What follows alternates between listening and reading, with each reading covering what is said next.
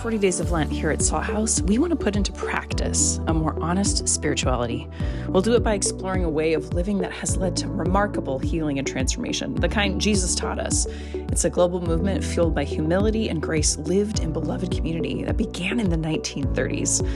It's the 12-step recovery program, as articulated in the so-called Big Book of Alcoholics Anonymous. The 12 steps are a practical way for individuals in regular meetings and with the support of a sponsor to live and work through addiction. It began with alcohol, but today these same 12 steps are used across the globe for dozens of addictions, from codependency to hoarding, compulsive eating to workaholism, as well as groups for family members and loved ones. These steps work. If you're newer to the 12 steps, here are 2 things you need to know about why we'd spend Sunday morning sermons exploring the 12 steps. First, the message of Jesus and the 12-step message are largely the same message, which we'll see each Sunday. The second, the 12 steps are for all of us because we all have our own substances and behaviors that we seek out to cope. They bind us, which is the root of the word addiction. We can become bound to lots of things. Food, control, we worry, we overwork, overplan, over everything. There's alcohol, pot, scrolling on our phones, shopping, sex, exercise, so many things. These things can be good to comfort, soothe, and help us, but they can cross a line when they become unhealthy for us. The New Testament calls them our demons, those things we reach for that have such control over our lives, our behaviors, and our actions. The 12 steps can be used for any unhealthy coping tool, anything that we use to avoid trauma or uncomfortable feelings. And it begins by admitting we are powerless. In step 1, I can't. Then we're open to a power outside of ourselves that will restore our sanity. In step 2, God can.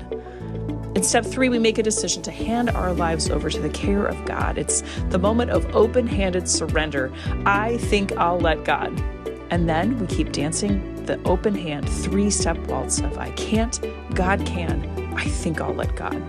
As the steps 4 through 12 open us to vulnerable self-work, making amends for the harm we've caused, practicing prayer and contemplation, and a rigorous honesty with self for ongoing health. So friends, what binds you? What are your demons? What do you need to let go of? Let's open our whole selves to God now. For Lent at Salt House is I Can't. Steps toward a more honest spirituality. Hello. I'm Pastor Zach, and I am powerless over my fear of being worthless. When I go to bed at night, I think about the best ideas I've had for my sermons. I think about the best ideas or best things I've said to people over coffee or at Harborview. I think about how many pages I read or wrote that day for school. But I think about something else too. I think about how many dirty dishes are in my sink. I think about how long it's been since I called my mom. I think about whether my laundry is folded and put away. I think about how many unanswered emails I have. I think about all the ways I was distracted by work when talking with Ben. And I think about everything I failed to do. And while I know I did some things and didn't do other things, I will focus on the things I didn't do. For example, as soon as I finish this sermon and walk to sit down, my brain will start replaying the whole thing. I'm like, oh, I should have cut that. That wasn't that funny. It was both too political and not political enough at the same time. Like, it was too long. The most positive feedback I might give myself would be, well, I didn't hate it. I am my own worst critic. I am addicted to kicking my own ass. And why? Because I love the feeling of being successful. I love accomplishments. I love accolades. I like to win. Which is why I think I have the sexiest of all addictions. You might even call it the best of the addictions. My name is Zach, and I'm a workaholic. Which, to be honest, is great. Like, people love it when you're a workaholic. Like, in job interviews, I'm like, what is my biggest weakness? Well, I have poor work-life boundaries. I will deprive myself of health and sleep to get the job done. I'll exceed your expectations, and if I don't, I'll beat myself up endlessly so it never happens again. Like, I am my own worst critic. I will both neglect and plan my relationship, my family, and my personal health around my job. You'll be able to access me all hours of the day or night, 7 days a week, holidays included. And if you want me to put in some unpaid overtime, that's cool. It actually kind of feeds me. I just want to feel like I'm part of the team. Yeah, I hear it when I say it out loud. But do I change it? Nope. Because if I were to disappoint you in some way, nope, no. That's not going to happen. Like, take this sermon. If this sermon isn't very good, if you're disappointed, if I don't exceed your expectations, then maybe I was a fraud all along. Maybe I am worthless, and I just fooled you and me into thinking otherwise. So I am powerless to stop performing. I am powerless to stop taking it out on my own body. And I am powerless to believe that I am worthy. So, I really needed this sermon series. I can't, God can. I think I'll let God. And today we're talking about step 6 and 7. And these two steps are both related to the third part. I think I'll let God. So here's step 6. We are entirely ready to have God remove any defects of character. We are entirely ready to have God remove any defects of character. And then step 7, we humbly ask God to remove our shortcomings. We humbly ask God to remove our shortcomings. So in essence, step 6, we get ready to ask God for help. And then step 7, we ask God for help. Now, my first question when I encountered these steps was, what is the difference between a defect and a shortcoming? Like, 6 talks about defects of character and 7 talks about shortcomings. What's the relationship there? And I did a little research, and there are kind of two answers depending on who you ask. One AA blog that I found used an analogy of a car to think about this. So let's say you buy a car, and you're driving it off the lot, and on your way home, you discover that the brakes don't work. That would be a defect. And because the brakes don't work, the car won't stop. That would be a shortcoming. So the defect is the internal problem, and the shortcoming is the outward manifestation of the problem. So let's take another example. Let's talk about gossiping. Gossiping would be a shortcoming, but the defect could be low self-esteem that causes us to criticize others. Or let's take lying. That would be a shortcoming, but the defect could be fear, like fear of getting in trouble. And defects come from lots of places. They might come from childhood wounds, they might come from traumas. Shortcomings might be survival skills that you learned or ways that you fit in the past. There are lots of sources and reasons why our defects and shortcomings develop. But if your brakes don't work and your car won't stop, does the reason why really change anything in that moment? If our defects and shortcomings are contributing to chaos in our lives, the reasons why don't help. Now, note, defects are not addictions, and shortcomings are not addictions either. They're both kind of the thing behind the thing. Addiction is what you use to distract yourself or manage your defects and shortcomings. And this is why, according to Bill W., who's the credited author of the AA Big Book, there's really no difference behind defects and shortcomings. On more than one occasion, he was asked the difference, and he basically admitted that he intended them to be synonyms because both cause chaos in our lives. Both contribute to our addictions, and we are powerless to manage both on our own. So for me, I'm a workaholic, and you could say that one of my defects is my sense of worthlessness and negative self-talk. Or you could say I have a shortcoming of being super competitive and liking accolades. But either way, being busy is the addiction. I keep myself busy and distracted with work and school to distract myself from my defects and to manage my shortcomings. So go back to the car analogy. The broken brakes are the defect, the car not stopping is the shortcoming. In the analogy, there's no addiction. Because if your brakes aren't working and your car isn't going to stop, there's nothing you can really do to distract or manage yourself in that moment. Because like when your car won't stop, having a drink won't help, sex won't help, being busy won't help. Which is kind of the point. Like this is how addiction works. Our defects are internal, our shortcomings are outward, and we distract ourselves and try to manage them with our addictions. You see the cycle? Like, what do I do to distract myself from my own defects and shortcomings? What do I do to manage my defects and shortcomings that really creates more chaos in my life? And this is why it's scary to give up addictions, because when we give up our addictions, the whole system folds in on itself. We realize that the things we valued, believed, and did weren't working for us. And then we have to look at the scary, painful, ugly defects and shortcomings underneath. And if I'm honest, I probably have more than one. I mean, I probably have a little bit of jealousy. I probably have a little self-importance. I have humble bragged on social media before. There's probably some fear behind my busyness, maybe a little self-deception. But I don't want to look at those things.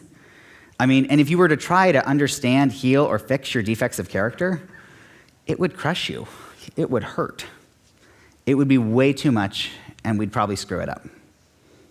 Richard Rohr says, we can never engineer our own transformation or conversion.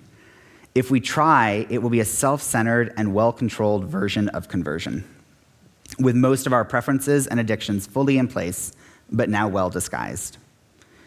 If I were to try and address my addiction to work itself, my sense of worthlessness would go into overdrive. I would get so competitive, I would create so much work for myself to fix myself, it would make my addiction way worse. My defects and my shortcomings would be running the show. And this is why these two steps are so complicated, because ultimately we have to recognize we have defects and shortcomings that contribute to our addictions, and we have to ask God to remove those things, but then we have to get out of the way and let God do the work. And can I just confess how much my inner workaholic hates that? Like, it kind of feels defeatist. And you know, it is. And that's kind of the point, right? Like, I can't. Richard Rohr says it takes a lot of work to get out of the way and let grace fully operate and liberate. And I think I start to understand this conundrum when I think about my mom's dog. My mom has a great white Pyrenees named Whiskey, and Whiskey is 110 pounds of energy. He also has separation anxiety, which means that if he can't see my mom, he goes looking for her. And there was this one time a couple of years ago that I was living at home, and my mom was out of town, I had been out with friends, and I came into the house. And as I opened the door, Whiskey scooted between my legs and the door frame and went looking for my mom. And I turn and I see Whiskey at the end of the driveway. And as soon as I take a step towards him, he starts to run. And so I start to run to chase after him, and he sees I'm running, and he runs faster. I'm not much of a runner. So I stop, and he stops, and I'm calling to him, and he's looking at me, and then as soon as I take a step, he's off again. Has anyone ever experienced this with a dog or a cat? Mm-hmm. It's like maddening, because I know in order to catch him, I have to chase him. But if I chase him, I'll never catch him. And I think that's the paradox here. Like with our addictions, if you chase it, if you keep doing it, if you keep working at it, you'll never catch it. This is the paradox of addressing defects and shortcomings, is anything you do only reinforces the defect and shortcoming. But that's why these steps are such good news, because the good news is you don't have to do this work alone. In fact, you can't, and it would be terrifying and crushing to do it. You'd end up reproducing your own ways of thinking. And thus, 6 and 7. Get ready to ask God for help, and then ask God for help. And in a lot of ways, this is kind of what God is all about. It's what people who have experienced God's grace have written of and spoken of for millennia. The psalmist says, "Have mercy on me, O God, in your goodness. In your great tenderness, wipe away my faults. Wash me clean of my guilt and purify me of my sins." Kind of sounds like asking God for help with your defects and shortcomings. Jesus also talks about asking God for help too. He says, "Ask and it will be given to you. Seek and you will find. Knock and the door will be opened to you." And Paul writes, "If there is anything you need, pray for it, asking God for it with thanksgiving, and the peace of God, which is greater than understanding, will guard both your thoughts and your heart." These steps are very contemplative and mystic. And I'll be honest, I don't know what these steps will look like for you. I'm not entirely sure what they look like for me. I mean, I'm a workaholic, so I want something to do, and there's nothing to do. But I've got some ideas of how I might try to get ready to ask God. And if I'm honest, some of these ideas are probably based on my own workaholic addiction. So it's hard to know if I've gotten out of my way or if I'm just recreating my own thinking. But I'll offer a few thoughts that you might try for each step, and then you'll have to ask yourself what you need to get ready. So first, any mystic or contemplative will tell you, we have to get out of dualistic thinking. This is the black and white kind of thinking, the either-or thinking that uses the word should. So are you someone who thinks there is a right way and a wrong way to do things? Well, that won't work for these steps. That just reinforces you. Or you someone who thinks, but I had a plan. Well, that won't work either, because that just keeps your own agenda in play. Or are you someone who thinks, but this is how it's supposed to be? Well, that definitely won't get you there. Our expectations feed our defects and shortcomings. We can't hand them over while holding on to this word should. I think this is an area that queerness is actually useful to think about. In the same way that queerness challenges us to think about sexuality and gender not as an either or, but a spectrum, that invitation is there to challenge how we think about lots of things. Like, is the answer to your prayer not an either or, but a spectrum? Is it not black and white, but a rainbow of possibilities? Or is it not a should, but a that could work? Because if I bring my defects to God, anticipating or manufacturing or recognizing what God is going to do in me, it won't work. Because it will just be me performing and working and succeeding and achieving and winning and fooling myself again. We get ourselves ready by stepping out of this either-or thinking. We get ourselves ready by queering how we think to be open to possibilities. So that's one idea. Another idea you might try is to find your flow. Flow was originally proposed by Hungarian psychologists, and it describes this totally immersive experience of focus. Sometimes we refer to it as being in the zone. I bet you've experienced this before. What do you do that makes you feel present to the moment? When are you so focused that you lose track of time? What silences your inner critic? During my chaplaincy rotation at Harborview, we had an assignment to learn something completely unrelated to spiritual care. So I decided to learn to play the piano. And I am not very good. I've got Ode to Joy down, but not much else. But you know what? When I tinker with the keyboard, I find my flow. I'm so focused on piano, I forget about work. And I lose track of time, and I silence my inner critic. And flow is different from addiction because work, busyness, success, these things numb me. They shut down that anxiety over feeling worthless. But when I'm doing something and I'm in my flow, I'm creative, I'm funny, I'm observant, I'm present to the moment. And don't get me wrong, there is no piano recital in my future. But when I play the piano, I don't play to perform. I don't play it to succeed. I don't do it for the accolades. I don't play to win. I play for me. I just do it because I like it. And there is no one there to set the standard, to give me praise, to let me know if I was worthy or good enough. And in doing something just for me, I can step out of my perfectionism and get out of that workaholic mindset to find my flow. So when do you have these moments? These might be the moments that you're most open to hearing from God. Those moments when your defects and shortcomings aren't controlling the show. Those moments when your addictions aren't distracting you or managing your life. That might be a moment when you are open and ready. And a last thought for you. So besides queering your thinking to possibilities and finding your flow, you'll need to set aside entitlements. It's easy to pray for things we want, right? To turn prayer into a wish list or a set of demands. And on the surface, that's even kind of sounds like what Jesus is saying, ask and it will be given to you. But our entitlements feed our addictions. I deserve a drink. I deserve a nap. I deserve some chocolate. I deserve a raise. I deserve keeps our defects and shortcomings comfortable. Entitlement is the death of any relationship. It is the hardening of our hearts. And if we approach God with hardened hearts, we aren't really ready. We aren't ready and open to what God might do in our lives. And this is why the seventh step emphasizes humbly asking. We cannot do this step while clinging to our unmet expectations, disappointments, or entitlements. We cannot hand control over to God while thinking we deserve. We have to start with those words, I can't. So those are my thoughts. Queer your thinking to be open to possibilities. Find your flow where your inner critic is silent. And put aside your entitlements to approach God with humility. I wonder what will help you get ready to ask and then ask. Because in the end, only you know you. You know your defects, your shortcomings, your addictions. or at least maybe you're trying to. So only you know what you have to do, and you don't have to do it alone. God is there with you doing this work.